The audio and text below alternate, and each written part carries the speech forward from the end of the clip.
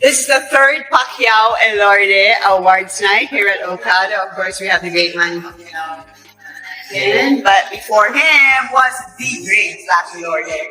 And they combined for the third time to have the third Pacquiao Elorde Awards night, where they are going to be awarding current world champions Melvin Jerusalem, Pedro Taduran. They also have some super exciting bouts ongoing in the ballroom. And they started awarding other athletes. So this year they're awarding Alex Yala. Something extraordinary just shook Philippine sports. Teenage tennis prodigy Alex Yala has been handed an honor typically reserved for icons linked to the legendary Manny Pacquiao after a breakthrough achievement that etched her name among the nation's greats. But what exactly did she accomplish to rise this fast? And why are whispers growing louder about her becoming the next global superstar? This moment feels bigger than hype. It could mark the arrival of a whole new era. People are lucky enough to chase their dreams and to be a professional tennis player from the Philippines.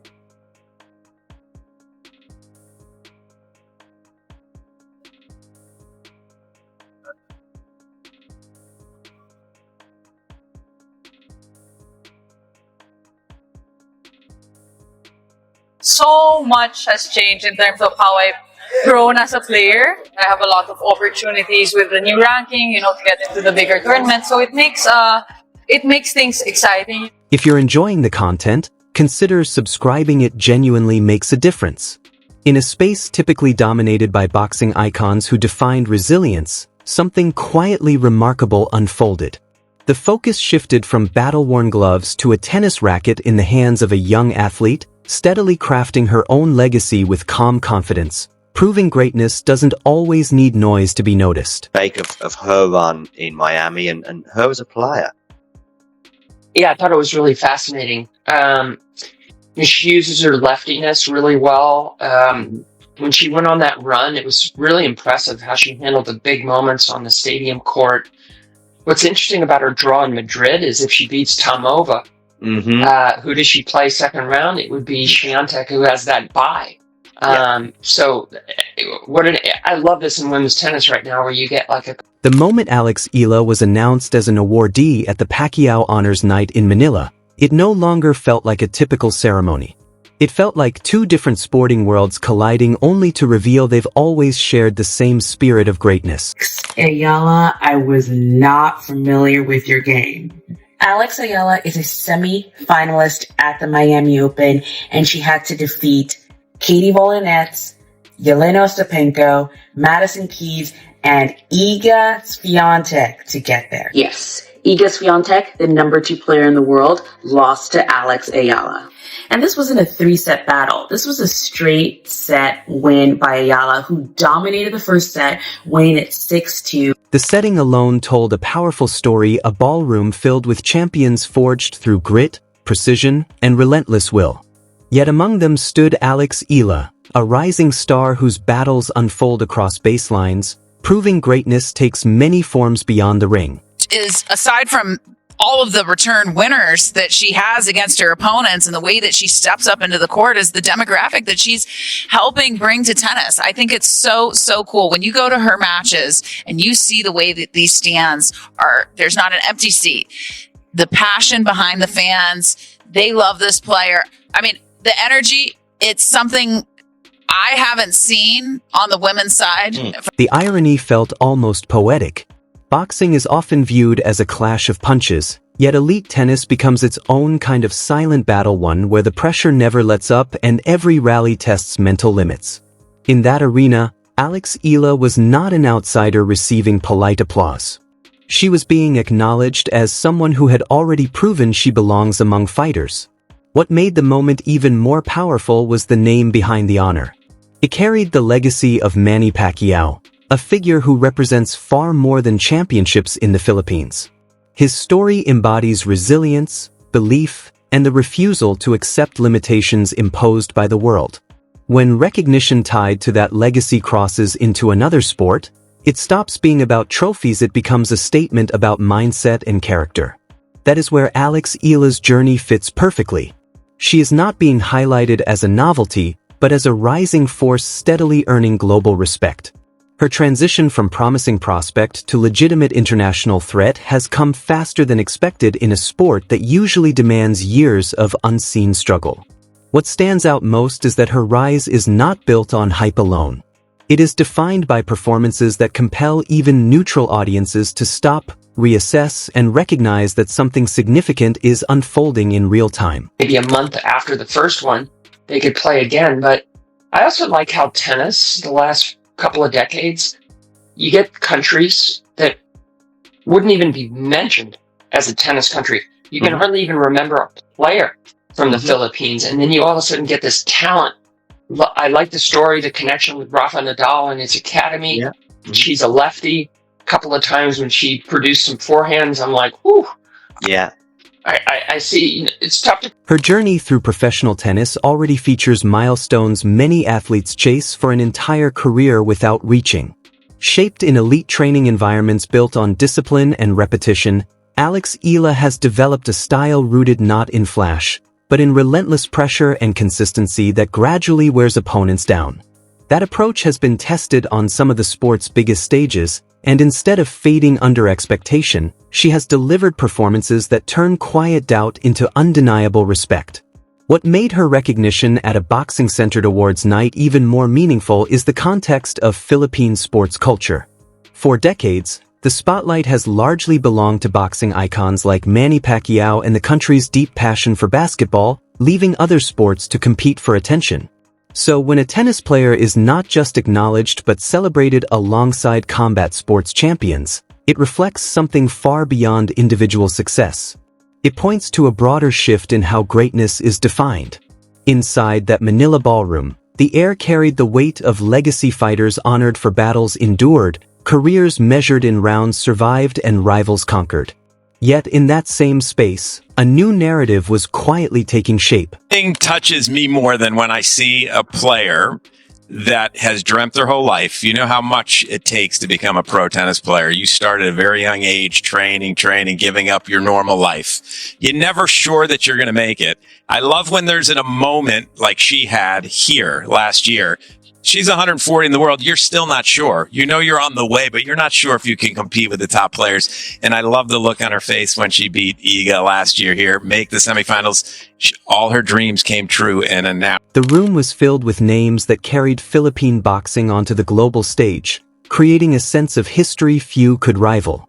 Yet the presence of Alex Ila didn't feel symbolic or forced, it felt deliberate, as if the event itself was recognizing that the meaning of a fighter had quietly evolved. What truly links tennis and boxing isn't just physical demand, but isolation. In both sports, there's no escape when things unravel, no teammates to absorb pressure, no substitutions, no reset button. Every moment comes down to decisions made under stress, again and again. That mental toll is often overlooked, but it defines outcomes. Her rise hasn't followed a perfect trajectory. It's been shaped by adjustments, tough lessons, and matches decided by the smallest margins. What stands out isn't flawlessness, but resilience. Her ability to regroup mid-match, regain composure after setbacks, and keep applying pressure when momentum slips is what separates potential from true staying power. Those are the traits that don't just win matches, they build athletes capable of defining an era. You try and describe this run she had in Miami, you have to look back at her past record. She never made it past qualifying at a Grand Slam. Not once. She hadn't won back-to-back matches. She hadn't won back-to-back matches at the ITF level, because that's where she was. So you get all of that, and then to come into Miami, she beat Katie Von. There's something quietly remarkable about the level of national attention Alex Ila carries at such an early stage. Filipino fans are known for their deep loyalty, often turning matches abroad into near-home environments, flags waving, chants echoing, and energy transforming neutral courts into symbols of national pride.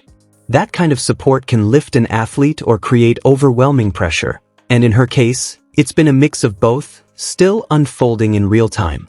Her appearances at major tournaments have already produced moments that travel far beyond the scoreline.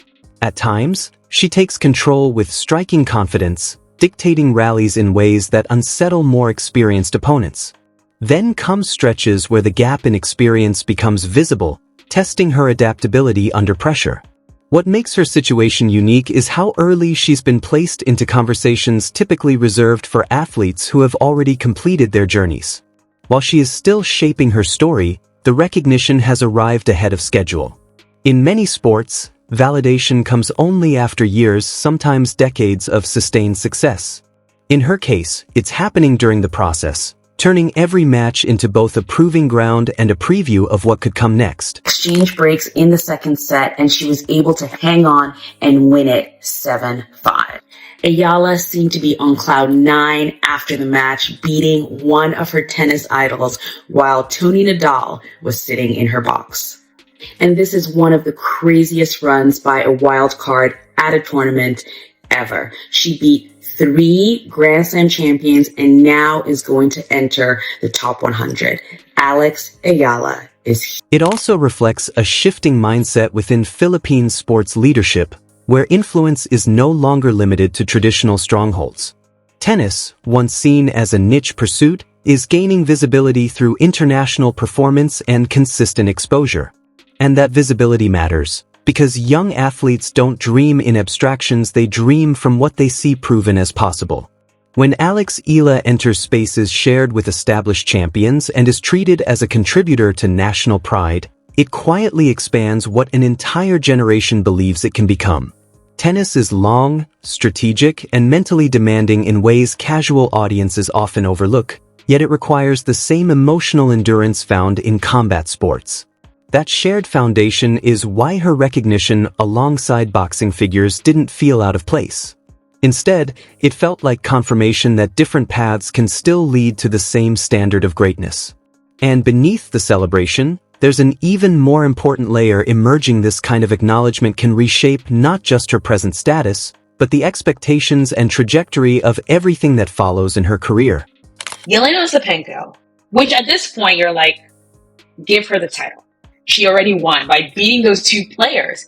And then she goes Madison Keys and Iga Swiatek. Insane. She wasn't winning matches. She has not been in the main draw of a Grand Slam. And she does this. And then gives Pegula a run for her money. Pegula was so frustrated during that match. You could almost see her thinking, wait. So this awards connected to legacy figures don't just recognize past success, they raise the ceiling of expectation. From this point forward, every match involving Alex Ayala carries added narrative weight.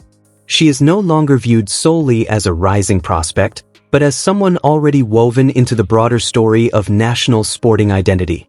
That shift subtly changes how each performance is interpreted, even when the game itself remains unchanged.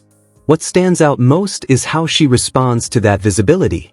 Some athletes embrace it immediately, others struggle under its pressure. Her approach so far has been defined by calm focus and controlled composure, suggesting awareness without distraction. There is no urgency to accelerate her rise unnaturally, but rather a steady pattern of gradual improvement that reflects long-term development over short-term reaction. In a country where sporting icons often carry meaning far beyond their sport, that transition is significant. As her international career progresses, both expectations and scrutiny will inevitably grow. Yet one theme is becoming increasingly clear.